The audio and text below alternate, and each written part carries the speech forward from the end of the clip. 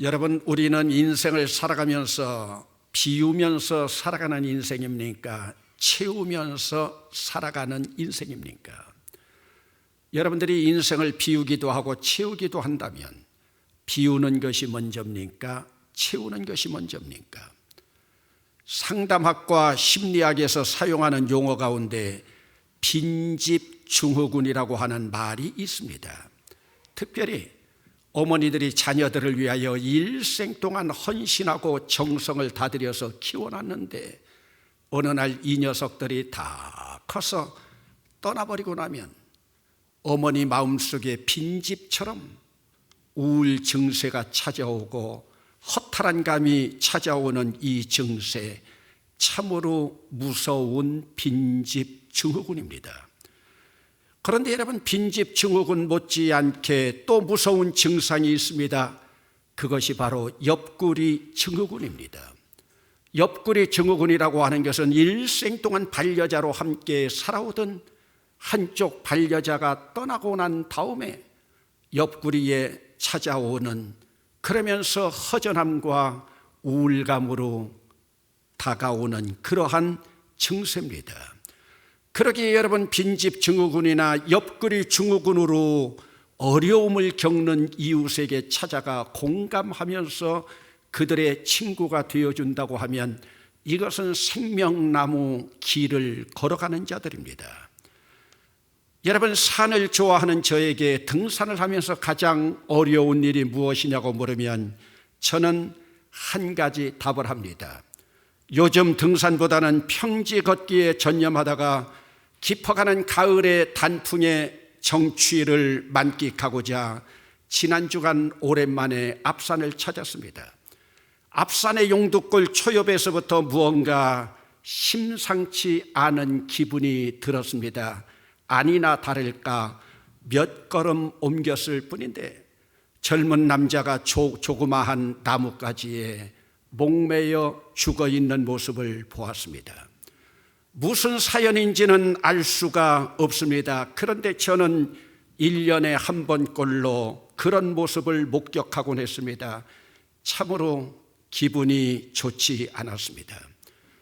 이번에는 특별히 제가 기분이 언짢았던 것은 바로 그 주간에 개그우먼으로 있던 박지선이 35살 나이로 어머니와 함께 자살한 사연을 여러분 듣지 않았습니까?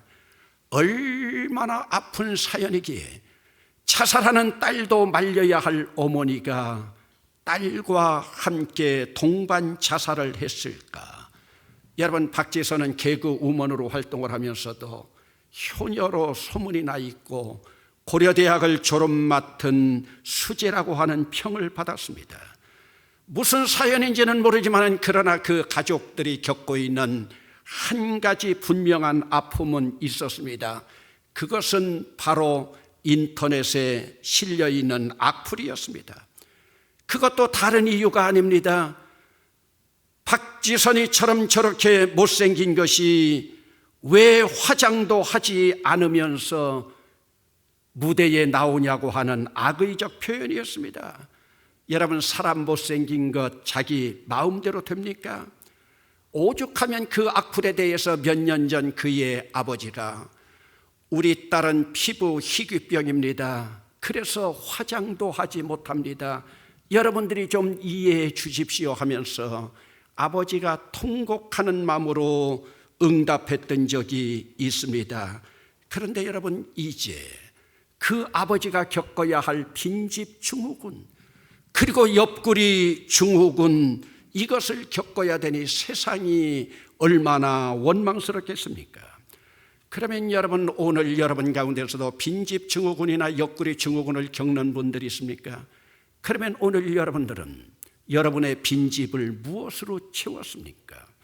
아니면 오늘 여러분 옆구리를 무엇으로 채우고 있습니까? 아니면 채우지 않고 그대로 두어도 된단 말입니까? 여러분, 불교에서는 일반적으로 참선과 108배와 염불을 통해서 아미타불과 관세음 보살에게 귀의하는 것을 그들의 목적으로 합니다. 아미타불과 관세음 보살에게 귀의하기 위해서 그들은 먼저 자기를 비워야 합니다. 그래서 먼저 불교는 비우는 윤리입니다. 여러분, 인간이 가지고 있는 가전, 탐욕과 욕심, 그리고 그 더럽고 추악한 생각까지도 다 비우는 겁니다. 그래서 그들은 스스로를 비우면서 부처가 되어 간다고 합니다. 물론 기독교도 비우는 것은 마찬가지입니다. 그런데 우리 기독교는 비우는 것만으로 끝나는 것이 아니라 도덕적으로, 윤리적으로, 양심적으로, 지성적으로 잘 청소하고 수리해야만 합니다. 수리가 끝나도 되지 않으면 리모델링까지 다시 해서 뜯어 고쳐야 됩니다. 그러면서 아무리 청소하고 소재한다고 해도, 정리가 되고 수리가 된다 하더라도 그것을 마지막으로 예수 십자가의 피로 닦아내지 않으면 청소한 것이 아무 의미가 없습니다. 여러분, 청소하고 그대로 놔두면 그대로 빈집 증후군이 됩니다. 그러한 증상이 찾아옵니다. 그러면 여러분, 예수 믿는다 해도 예수 십자가의 피로 닦여 있지 않으면 증후군, 우울증을 알 수밖에 없습니다. 여러분, 그러면 그 집을 무엇으로 채워야 할까요? 오늘 본문의 앞부분은 예수님과 바리새인들의 논쟁으로부터 시작됩니다. 바리새인들이 누굽니까? 여러분, 경건과 거룩으로는 그들이 빈틈이 없는 사람이고, 율법에 대해서는 철저한, 그러면서도 자기들 자신이 율법 박사라고 자만심으로 가득 차 있지 않습니까? 예수께서 병든 자들을 고치시고 귀신을 내어 쫓으실 때 그 모습을 보면서 그들은 귀신들의 대장인 바알세불의 힘을 얻어서 예수가 귀신을 쫓아낸다고 항변했습니다. 여러분, 왜 똑같은 현상을 바라보면서 예수님과 바리새인들의 해석이 다를까요? 예수님은 귀신을 쫓아내면서도 내가 하나님의 성령을 힘입어 귀신을 쫓아내면 귀신이 쫓아낸 그 자리가 바로 하나님 나라라고 말씀하고 있는데, 바리새인들은 예수님이 성령의 권세와 능력으로 쫓아내는데도 불구하고 자기들의 입장에서 바알세불 귀신의 대장의 힘을 얻어서 귀신을 쫓아낸다고 생각하고 있습니다. 왜 그렇습니까? 이것이 바로 예수 믿는 사람과 믿지 않는 사람들의 차이입니다. 여러분, 무당은 정말로 귀신을 힘입어서 굿을 하고 귀신을 쫓아냅니다. 무당은 귀신을 달래고 귀신을 먹이고, 그리고 귀신 앞에 간절히 빌어서 귀신을 잠시 떠나게 하는 것뿐입니다. 그러나 예수님은 권세로 귀신을 쫓아내십니다. 여러분, 사실 귀신은, 무당들은 귀신이 쫓겨나는 것처럼 위장되는 것뿐이지 실제로 그들은 귀신을 섬기고 다른 사람들이 귀신을 섬기도록 흉계를 꾸미는 겁니다. 그러나 예수님은 귀신으로부터 건져내서 그들을 자기 백성으로 삼지 않습니까? 그러므로 여러분, 그들은 예수님과 시작부터 과정까지, 그리고 목적까지가 다릅니다. 똑같은 사건을 두고 바리새인들의 관점은 왜 그럴까요? 예수 그리스도를 그들이 기다리던 메시아로 인정하지 않기 때문입니다. 예수 그분이 누구십니까? 예수 그분을 우리가 어떻게 믿고 받아들이는가? 바로 핵심은 여기 있습니다. 여러분, 사도 바울은 예수 그리스도를 아는 지식이 가장 소중한 것을 깨달아서 자기에게 가장 소중한 것까지도 잃어버리고 배설물로 여긴다고 말씀하지 않았습니까? 그러면 여러분, 자기가 잃어버리고 배설물로 쓸어버렸던 그 자리 그냥 두면 되지 않습니다. 그 자리를 채워야 됩니다. 여러분들도 건강검진할 때 위내시경이나 장내시경 해보셨잖아요. 위내시경이나 장내시경을 할 때는 그 전날 내 속에 있는 것들을 다 비우잖아요. 다 비운 그 자리, 건강검진 받고 나면 여러분들이 음식을 먹어야지 그때도 먹지 않고 있으면 탈진이나 탈수 현상이 나타납니다. 여러분, 위나 장만 그런 것이 아닙니다. 오늘 우리 신앙도 마찬가지입니다. 예수 믿고 난 후에 잃어버리고 배설물로 씻겨나간 자리 채워야 됩니다.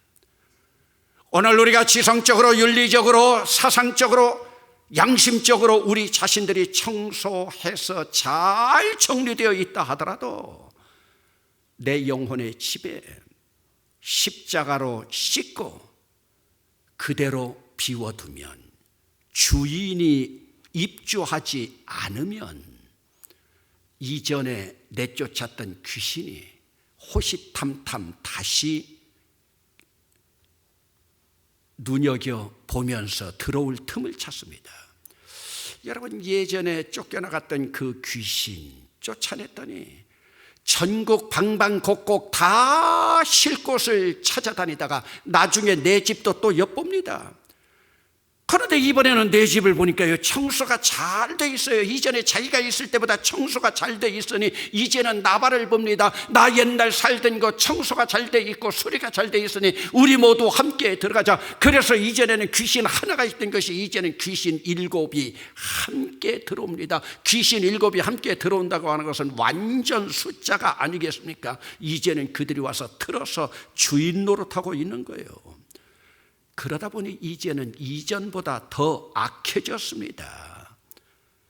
여러분, 그러면 나의 영혼을 청소하고 수리하고 리모델링 공사까지 해도 그 수고는 다 무산이 되는 겁니다.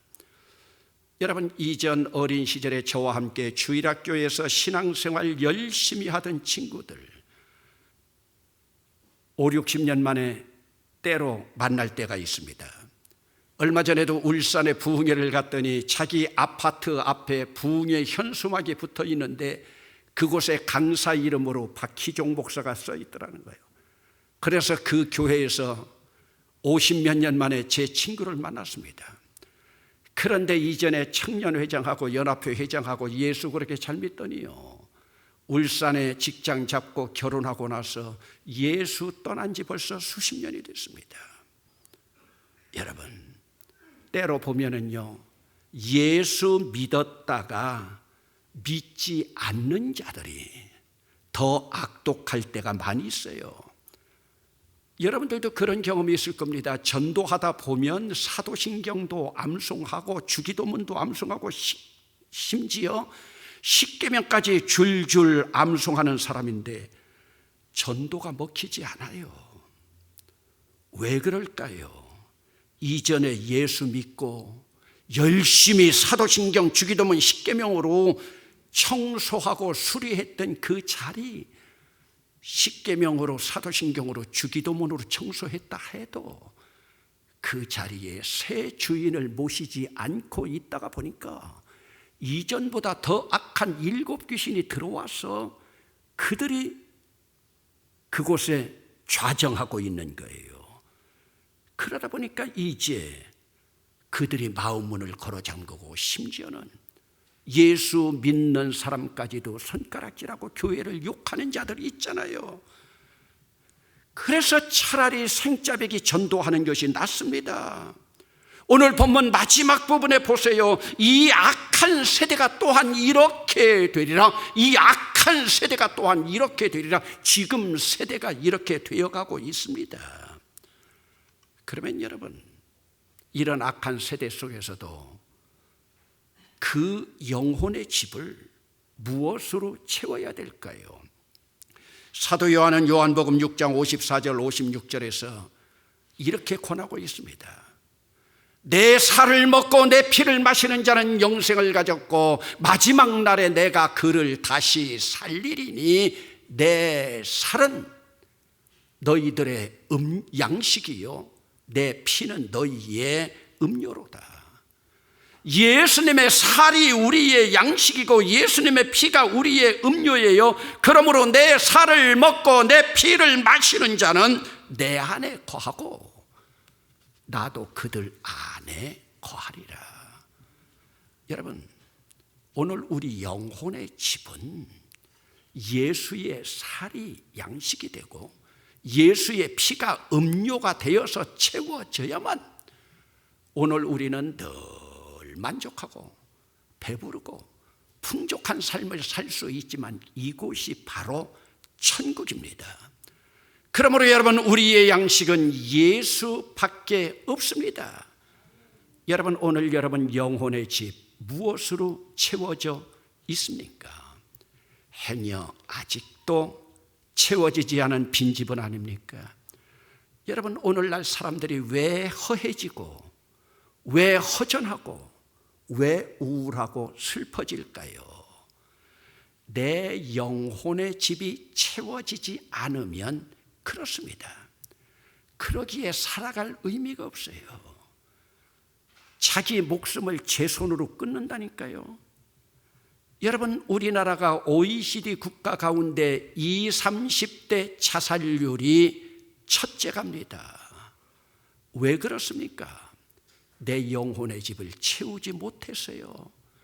이 악한 세대가 또한 이와 같으리라. 먹고 살만 하지만 악한 세대가 이렇게 돌아가고 있습니다. 여러분, 내 영혼의 집을 아무리 잘 수리하고 청소하기 위해서 좋은 세제 쓴다 하더라도 영혼의 집을 청소하는 데는 예수님의 십자가 피만한 것이 없습니다. 예수님의 십자가로만 닦아놓으면 어느 날 예수님이 말씀하십니다. 볼지어다 내가 문 밖에 서서 두드리노니 누구든지 내 음성을 듣고 문을 열면 내가 그에게로 들어가 그와 더불어 먹고 그는 나와 더불어 먹으리라. 예수님과 더불어 살아가는 삶입니다. 여러분들의 영혼의 집 예수님으로 채워져 있습니까? 그러면 이제 영혼의 집만 아니라 우리의 육신의 집도 마찬가지입니다. 여러분들이 살고 있는 여러분들의 육신의 집, 여러분 식구들로 채워져 있습니까? 식구들로 채워져 있으면 그것으로 만족해야 됩니다. 때로 시집살이 당하는 며느리들, 아니면 잔소리 듣는 며느리들, 우리 시어머니 빨리 죽었으면 좋겠다 기도 응답돼서 시어머니 빨리 죽었어요. 속 시원하다고 생각할 줄 알았는데 이번에는 시집살이 시킬 자격도 없는 돈 많은 시고모가 들어와 가지고 시어머니보다도 7배 강하게 시집살이를 시키는데 그때 며느리 하는 말 구관이 명관입니다. 여러분, 시어머니 모실 때 욕하지 말고 잘 모시세요. 여러분들이 욕하면서 모시면요 그 시어머니 120살 산다니까요. 여러분, 지금 남편이요 그냥 데리고 사세요. 떠나보내보세요.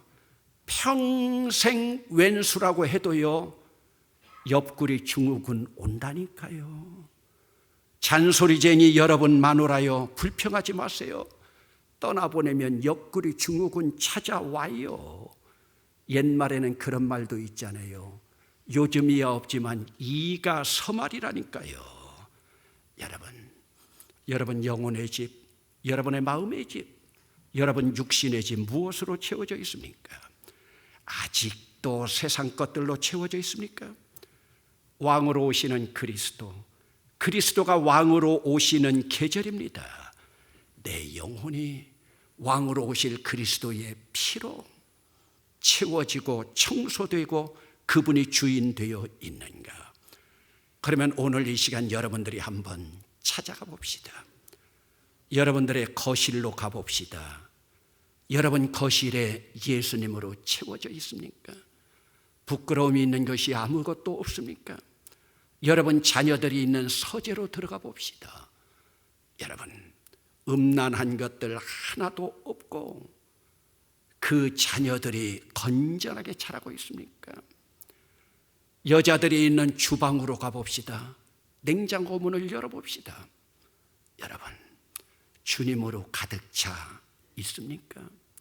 왕으로 오신 그리스도, 이제 그분이 임하시는데 오늘 우리는 그분에게 무엇을 준비하여 보여드릴 건가?